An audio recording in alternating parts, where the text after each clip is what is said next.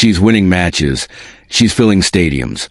She's carrying an entire nation on her shoulders. So why are experts suddenly warning that part of next season could be a nightmare for Alexandra Eala? Because hidden inside all the hype, all the noise, and all the emotional comebacks, there's a quiet question starting to grow louder in tennis circles. A question about a surface that dominates a calendar, a surface that could slow her momentum at the exact moment her career is taking off. And if that prediction turns out to be right, 2026 might test Eala in ways we haven't seen yet. Right now, Alexandra Eala isn't just another rising player. She's a movement. Every time she steps on court, it feels like a home match no matter what country she's in. The flags, the chants, the energy, it follows her everywhere. That kind of support is rare in tennis, and it's become one of her most powerful weapons. You can see it in the way matches swing when the crowd gets behind her. She feeds off it. When momentum shifts in her favor, it's like a wave. Opponents don't just have to deal with her game. They have to deal with thousands of voices pushing her forward point after point. But tennis at the highest level is ruthless. Emotion helps, but surfaces don't care about emotion. Courts don't cheer. Clay doesn't get nervous. And that's where this conversation gets interesting. Recently, former pros discussing Eala's rise pointed out something important about her style. She's not built around overwhelming power. She's not the type to blast opponents off the court with huge serves and flat winners.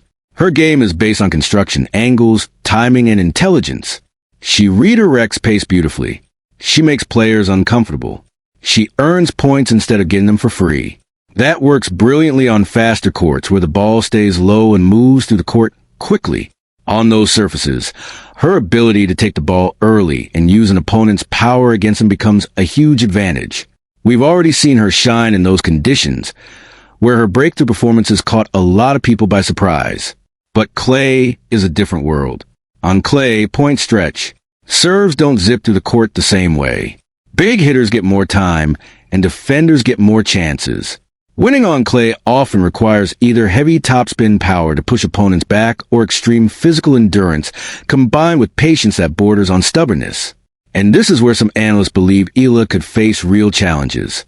Not because she lacks talent, not because she lacks heart, but because clay demands free points less and grinding rallies more in her serve, while improving isn't yet a weapon that bails her out of tight service games. That means more pressure, more break points faced, more long rallies, more physical strain over weeks, not just matches. And remember, clay's season isn't just a quick stop on tour. It stretches across more than 2 months. Big events, big ranking points, long matches, heavy legs. If Eala struggles there, it doesn't just mean a few tough losses. It could affect seeding, confidence, and momentum heading into the rest of the year. Now here's where it gets fascinating. Because if there's one thing we've already learned about Alexandra Eala, it's that she doesn't follow the script people write for her. Take that incredible comeback earlier this season. Down 0-4 in a deciding set.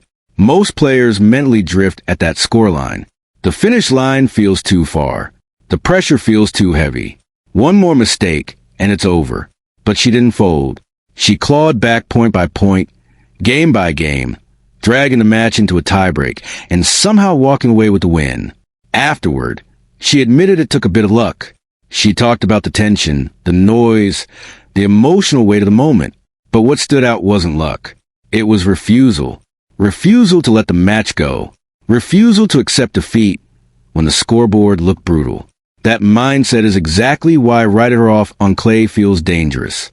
Because yes, clay might expose parts of her game that still need development.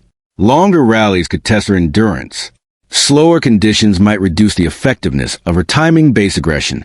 But clay also rewards fighters. It rewards problem solvers. It rewards players who are willing to suffer a little longer than their opponent. And mentally, Eala has already shown she belongs in that category. Still, there's a tactical layer to this that can't be ignored. On clay, generating your own pace becomes crucial. Players who rely mostly on redirecting speed sometimes struggle when the ball sits up higher and opponents have time to reset the rally. Eala may need to add more spin, more height, and more patience to her patterns. She may need to accept longer exchanges without pulling the trigger too early. That's not a weakness. That's evolution. The scary part for the rest of the tour? She's still learning, still adapting, still adding pieces to her game. The version of Eala we see now might be very different from the one stepping onto clay in 2026. And here's the twist nobody is talking about enough. What if struggling on clay actually accelerates her growth? Sometimes the surface that exposes you is the surface that builds you. If she's forced to play longer rallies, she builds endurance. If she's forced to create more pace, she develops new weapons. If she's forced into patience, she becomes even more tactically dangerous on faster courts later. Short-term discomfort, long-term gain. But rankings don't always wait for long-term plans. The tour moves fast. Defending points, entering tournaments, managing expectations, it all add pressure. If results dip for a stretch, the outside noise gets louder. Questions multiply. Doubts creep in. And with Eala's massive fan base, every win feels huge, but every loss gets magnified too. That's another unique challenge she faces. Most young players develop quietly. She's growing under a spotlight the size of a stadium. Every match has emotional weight. Every tournament feels like an event. Handling that while adjusting her game for a demanding surface, that's a serious test of maturity. But if her past reactions are any indication, pressure might be the very thing that sharpens her. She's shown she can stay present in chaotic moments. She's shown she can fight when the situation looks hopeless.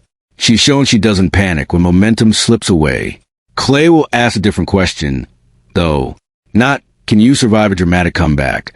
But, can you stay patient for 3 hours when nothing comes easy? That's a quieter kind of toughness. A slower burn. Less crowd-roaring drama, more internal discipline.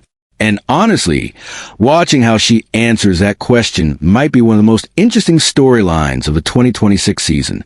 Because if she figures it out, if she turns predicted weakness into a workable strength, then her ceiling rises even higher. A player who can thrive on faster courts and hold her own on clay becomes a threat everywhere. That's how contenders turn into title challengers. So when you hear that she might struggle on clay, don't hear it as a verdict. Hear it as a chapter that hasn't been written yet. Predictions in tennis age badly all the time. Players add new shots. Bodies get stronger. Confidence changes everything. One deep run on clay could flip the entire narrative from this is her problem to this is where she leveled up. And knowing Eala's track record of surprising people, betting against her ability to adapt feels risky. Still, the warning signs are real enough to take seriously. The serve will need to keep improving. The physical preparation for long rallies will be crucial. Shot tolerance under heavy topspin pressure will matter more than ever. Those are not small adjustments. They're the kind that separate good seasons from great ones. So now the big question shifts to her team. How do they prepare? Do they adjust scheduling? Focus on specific training blocks? Target certain clay events for confidence rather than chasing everything? These behind-the-scenes decisions could shape how that stretch of the season unfolds. And fans should be ready too. There may be tough losses. There may be matches where things look frustrating.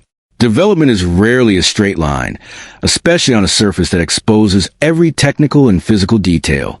But if there's one thing this past year has shown, it's that Alexandra Eala doesn't measure herself only by score lines. She measures herself by fight, by growth, by the ability to stay in matches that feel out of reach. That's not the profile of someone who disappears when conditions get hard. That's the profile of someone who uses adversity as fuel. So maybe the Real story isn't that she might struggle. Maybe the Real story is what happens after she does. Because champions aren't built only in the moments where everything clicks. They're built in the stretches where nothing feels comfortable and they keep showing up anyway. And if 2026 clay season becomes that stretch for Alexandra Eala, we might look back on it not as a time she stalled, but as a time she transformed. Now I want to hear from you. Do you think clay will genuinely slow her rise, or will this be the surface where she surprises everyone again? This is exactly the kind of journey we love following here on Tennis IQ, where every storyline goes deeper than the scoreboard. Stick around, because the next chapter of her career might be the most important one yet.